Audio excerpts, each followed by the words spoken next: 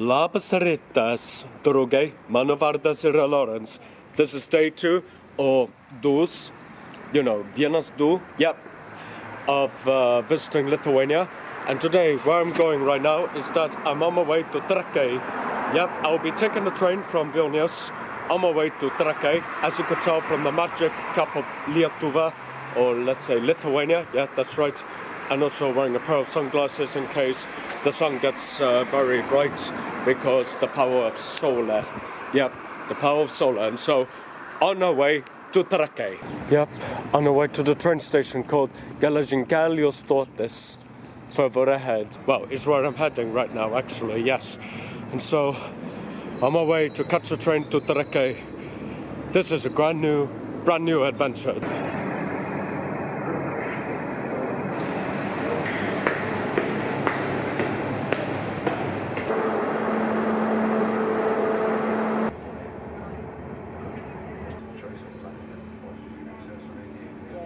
Trakai. Welcome to Trakai. Here we go. First stop. By the time I visit Trakai for the first time. And so, yep. I'm on my way to Trakai Island Castle. The castle which was built by the Grand Dukes of Lithuania. Especially one of them is Kęstutis, who in the 14th century has started building the castle in the face of the threats done by the Teutonic Knights. But it was Vytautas, however, who actually completed the castle, and so it was complete full of stone. And there were many different types of castles. There's a castle in the mainland, and there's the main castle on the island, which is the reason why it's called the Island Castle, because all the defences and fortifications have been built all around the area where they're full of lakes, in case the Teutonic Knights came about, come by boat. But of course, we all know what happened. But of course, the castle was fully renovated in the 1930s and all that. And so, yeah, this is one of the places where I'm here to visit.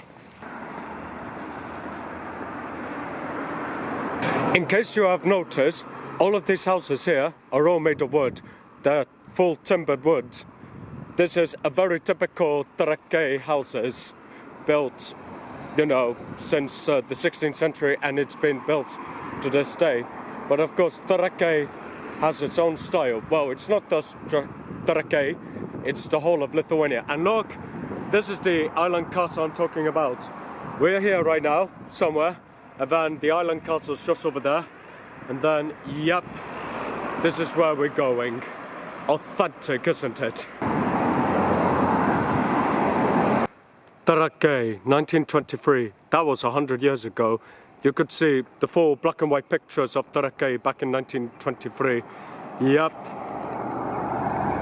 See the big difference right here. Similarities and difference for that matter.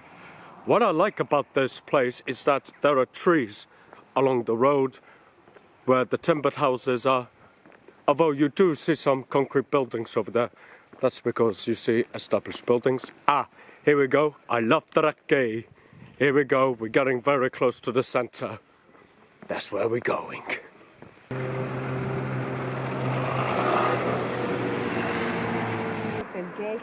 Trakų istorijos muziejus. Yep, this is part of the defensive, as you could tell from defensive building, of the castle. But this is inland, because where we're going is further down. Or actually, hang on a minute, there's an information on the board so that we can have a good look together. Here's the full description of the castle. The island castle is just over there, and this is the other castle, part of the defences. Yeah, defensive, yep. Trakai Peninsula Castle, late 14th century, early 15th century. The Grand Duke of Lithuania, Kęstutis, 1381 to 1382, began the construction of Trakai Peninsula Castle in the second half of the 14th century. The castle was part of a defensive complex of the city of Trakai and Vilnius, the capital city of the Grand Duchy of Lithuania. In 1382 to 1383 and in 1390, the Teutonic Order attacked and destroyed the castle.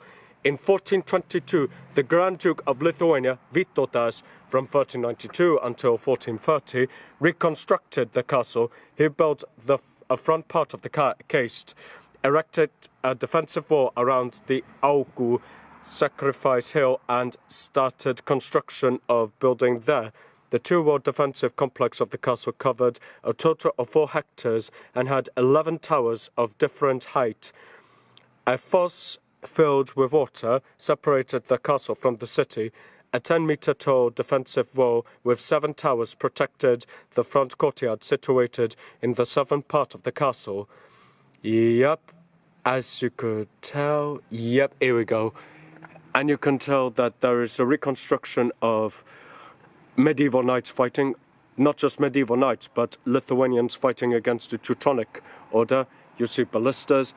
There is the reconstruction of the castle. And here's the reconstruction of the castle over there. It's the Sacred Arts exhibition. And so now off we go to the island castle. Well, I'm on my way to the island castle. I'm here to enjoy every moment of it, especially when it comes to walking through the neighborhood, walking through the residential area surrounded by timbered houses, and especially classical buildings built in the 18th century as well. Although you do see some Soviet-built buildings as well, especially under the occupation, but sometimes you see some Polish-style buildings. But the majority of the buildings are all Trakai-styled houses, which is pretty typical of what you see around Trakai. Now, as I'm on my way to the castle, yes, the castle's my top priority right now, because there is a lot of history, especially when Lithuania, the Grand Duchy of Lithuania, fought against the Teutonic Order, because originally the Teutonic Order just wanted to convert the Lithuanians to Christianity, and of course the Lithuanians resisted as long as they could until Jogaila, who came up with the idea because he wanted to marry Jadwiga, not only to form an alliance with Poland, but also other personal reasons for what Jogaila wants to gain.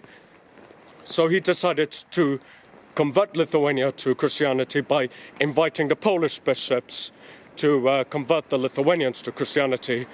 And of course, the Teutonic Order were not satisfied by this, because the Teutonic Knights, they keep on attacking Lithuania. Why? That is because the Teutonic Order no longer just want to convert all of Lithuania to Christianity. They want to conquer new lands. They are seen as conquerors, no longer just seen as enforcing Christianity on Lithuania. But of course, we're about to find out as we go to the island castle. As you could see here, this is the first island, linked the bridge to the mainland. There's an island within a lake. Yes, that's it. This is heading towards Trakai. Oh, and you can also see some swimmers swimming in the lake. You see boats as well. Yep. Well, as you can tell, I'm now crossing the bridge, heading towards the island, where it's heading towards the island castle of Trakai. Yes, this is the moment where I'll be able to witness the magnificent beauty of the castle being built right on this island within a lake. And so, here it begins. Here we go, walking the path along the lake. As you could tell, behind the tree, you see more hens and ducks. Yeah, so much happening. And look, there's a marketplace, somewhat, within the castle. And so, yes. Oh, they even sell beer. And off we go, heading towards Trakai Castle. On our way to Trakai Castle we go. This is the full building of the castle itself. You see the defensive of the walls, towers being built in every corner. There is also the gate into the castle, as you could tell from the style of the tower. Yep. And above here, there is the red flag with the Grand Duke of Lithuania. Yep. Completed by Vytautas the Great. Although it was originally built in stone by Kęstutis in the late 14th century. Although the castle was destroyed a couple of times in 1482 and 83 because Kęstutis had a fight against Jogaila, because Jogaila happened to be the nephew of Kęstutis, and Vytautas was the son of Kęstutis. And the second time it got destroyed by the Teutonic Knights was in 1390, and so finally in 1420 it's been fully renovated by Vytautas himself. by the time he became the Grand Duke of Lithuania. And as you can tell from the stone castle, and sometimes you see the brick wall of the building, it could be likely because Vytautas must have learned a lot from the Teutonic Knights.